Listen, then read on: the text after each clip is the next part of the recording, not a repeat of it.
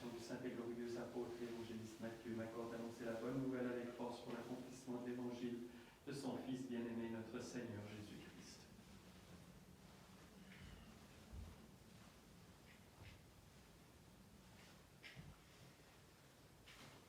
Sagesse, debout en silence, écoutons le saint évangile, paix à tous. Lecture du très saint évangile selon saint Matthieu. Gloire à toi, Seigneur, gloire à toi. Soyons attentifs. Après le départ des mages, voici qu'un ange du Seigneur apparut à Joseph au cours d'un songe et lui dit: Lève-toi, prends l'enfant et sa mère, et fuis en Égypte et restes-y jusqu'à ce que je te parle à nouveau. Hérode, en effet, va rechercher l'enfant pour le faire périr. Joseph se leva, prit de nuit l'enfant et sa mère et se retira en Égypte, où il demeura jusqu'à la mort d'Hérode, afin que s'accomplisse cet oracle prophétique du Seigneur. Depuis l'Égypte, j'ai rappelé mon fils. Lorsqu'Hérode se vit joué par les mages, il fut pris d'une violente fureur et envoya tuer dans Bethléem et tout son territoire tous les enfants de moins de 2 ans, selon la date qu'il s'était fait préciser par les mages. Alors fut accompli l'oracle du prophète Jérémie. Une clameur s'est fait entendre dans Rama, des plaintes, des sanglots et maints gémissements. C'est Rachel qui pleure ses enfants et ne veut pas se laisser consoler du fait qu'ils ne sont plus. Lorsqu'Hérode fut mort, voici qu'un ange du Seigneur apparut à Joseph en Égypte au cours d'un songe et lui dit: Lève-toi, prends l'enfant et sa mère et marche vers la terre d'Israël, car ils sont morts ceux qui en voulaient à la vie de l'enfant. Joseph se leva, prit l'enfant et sa mère et se dirigea vers la terre d'Israël. Mais ayant appris que sur la Judée régnait Archélaüs à la place d'Hérode son père, il craignit d'y aller. Averti en songe, il se retira sur le territoire de la Galilée et s'en alla demeurer dans une ville appelée Nazareth, afin que s'accomplît l'oracle des prophètes: on l'appellera Nazaréen. Gloire à toi, Seigneur, gloire à toi.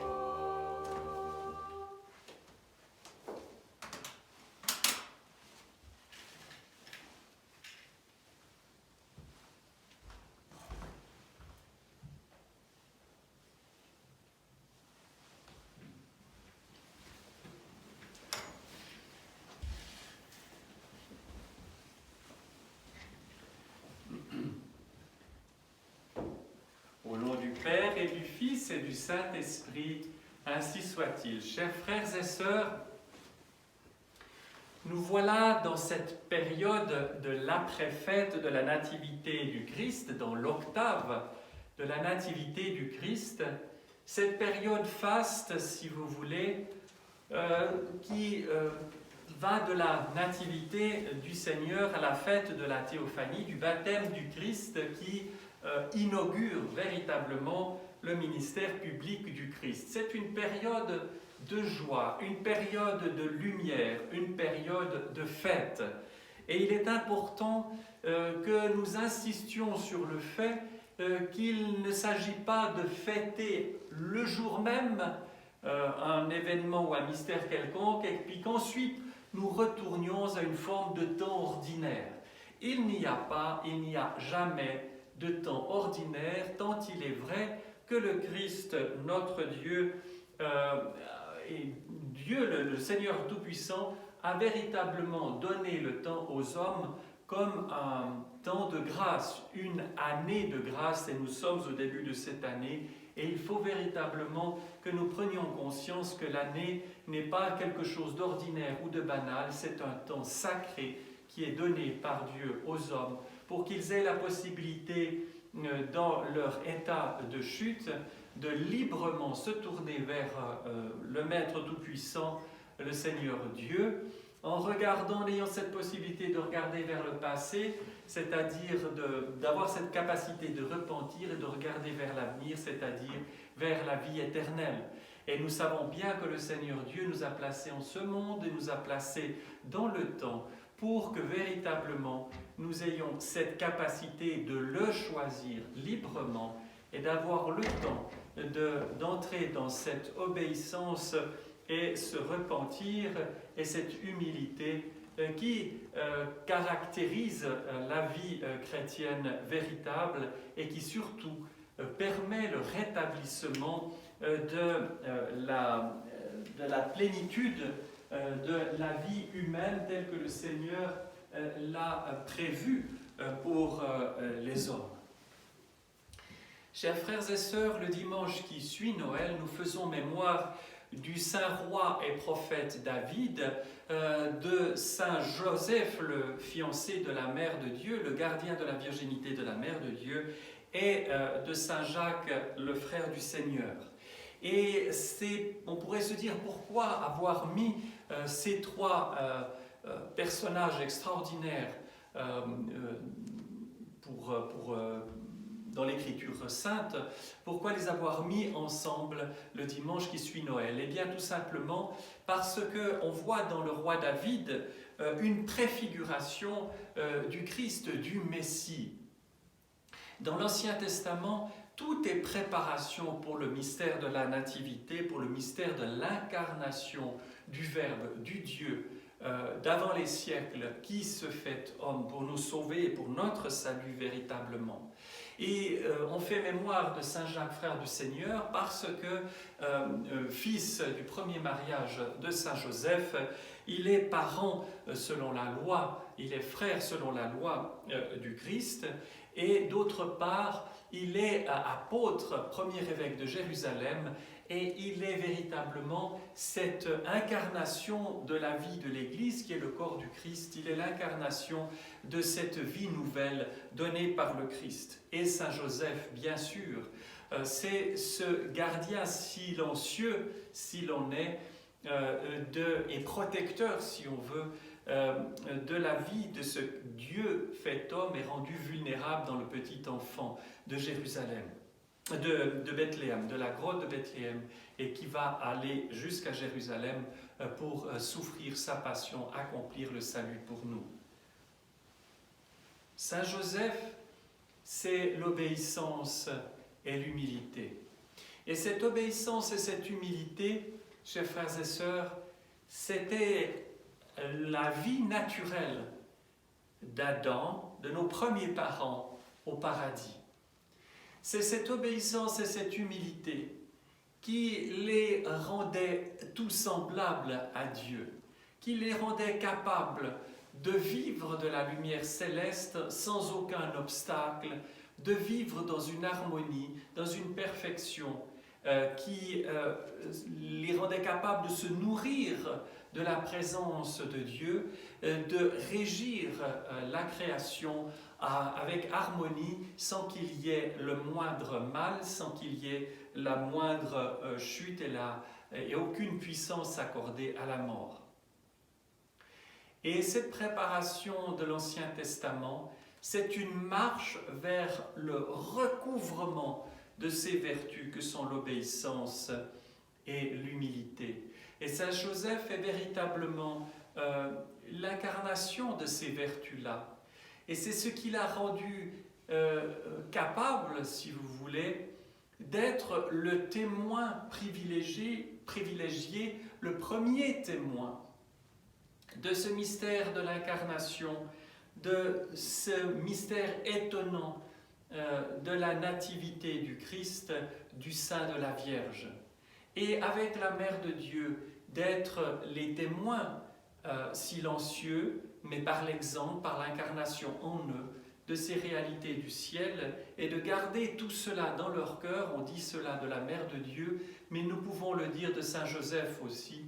Et il n'y a pas de doute qu'il va accompagner la croissance de ce petit enfant vulnérable en sachant qui il est jusqu'à sa maturité d'homme et ensuite s'effacer. La tradition nous dit justement qu'à l'aube du ministère public, du Christ notre Dieu, eh bien Saint Joseph va s'endormir en Dieu. L'obéissance et l'humilité, c'est l'exemple que donne le Christ lui-même.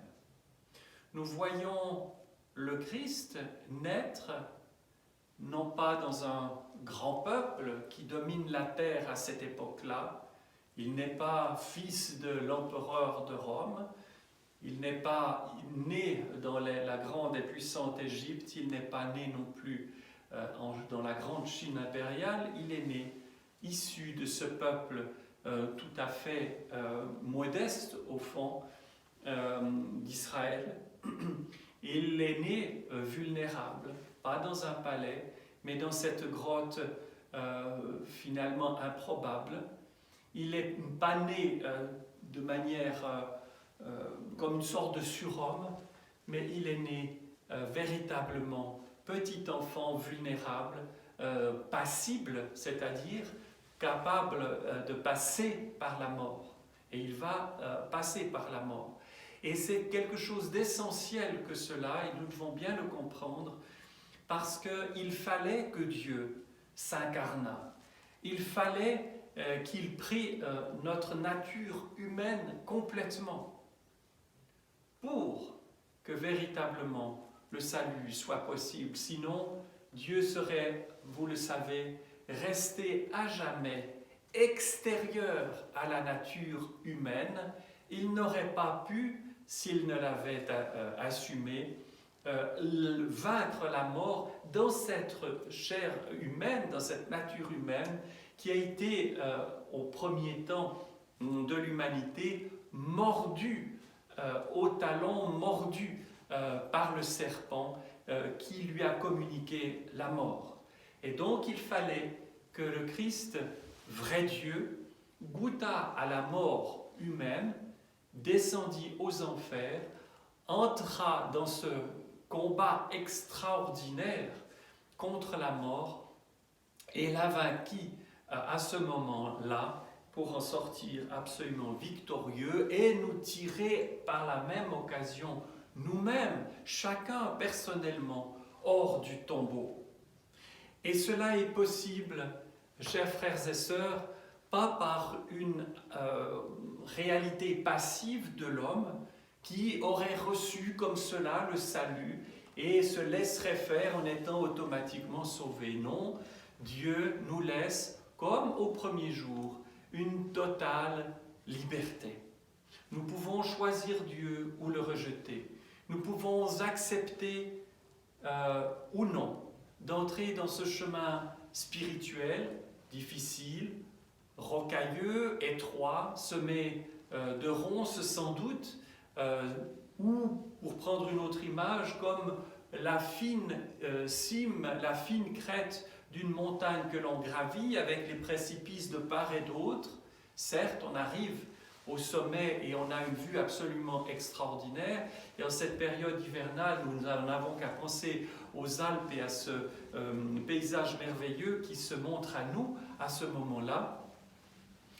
Mais nous savons que nous sommes toujours, lorsque nous choisissons le Christ, dans une situation périlleuse qui nous oblige, si nous choisissons librement de le suivre, qui nous oblige à remettre entièrement nos personnes dans la main de Dieu. Et nous voyons bien là qu'encore une fois, l'obéissance et l'humilité sont de mise. Et nous pouvons imaginer combien grande a été celle, encore une fois, de Saint Joseph, combien ont été celles de la Mère de Dieu. Et nous voyons à ce moment-là que l'obéissance n'est pas contrainte, n'est pas obligation et dureté, mais qu'elle est le résultat de la confiance. Et il n'y a pas de confiance véritable, adhésion libre à l'obéissance, acceptation de celle-ci, s'il n'y a pas l'expérience de l'amour. Il faut lire, relire encore et toujours l'Évangile. Il faut lire encore et toujours la vie et l'enseignement des saints-pères. Et nous verrons cette expérience des hommes de l'amour inouï de Dieu pour l'humanité. Et nous verrons encore une fois l'exemple extraordinaire, merveilleux, de tous ceux qui choisirent de suivre Dieu librement, malgré les difficultés, malgré les persécutions. Comment peut-on imaginer la vie des martyrs s'ils n'avaient pas été dans cette expérience première de l'amour infini de Dieu, du pardon infini de Dieu, pour entrer par la confiance qu'engendre cet amour, entrer dans l'obéissance et l'humilité. Et il n'y aura jamais de véritable vie spirituelle sans obéissance et humilité, et de vivre dans le repentir. Et à ce moment-là, tout devient possible. Et la vie se met à nouveau à sourdre en nous et nous régénère, si l'on veut, et nous pouvons retrouver sans aucun doute cette simplicité, cette pureté qui était celle de la Mère de Dieu et celle de nos premiers parents au printemps du monde. Donc le Christ est le nouvel Adam. Le Christ est cet homme en plénitude, rétabli dans sa dignité et sa beauté première. Et par notre baptême, parce que c'est le baptême qui accomplit cela, eh bien, nous sommes unis au Christ. Nous devenons membres de son corps véritable. Nous devenons ainsi présence réelle du Christ dans ce monde. Et avec cela, nous comprenons pourquoi il est nécessaire de se réjouir d'une vraie joie, d'une joie qui a un véritable sens de ce mystère de la nativité, et communiquer cela avec simplicité, avec cette joie silencieuse qui était celle de la Mère de Dieu, de Saint Joseph aussi. Alors, je profite de l'occasion de souhaiter bonne fête aux Joseph que nous connaissons, il y en a plusieurs, et que le Seigneur les bénisse, les garde, les protège et les aide à s'inspirer de ce saint patron tout à fait extraordinaire. Au nom du Père et du Fils et du Saint-Esprit, ainsi soit-il.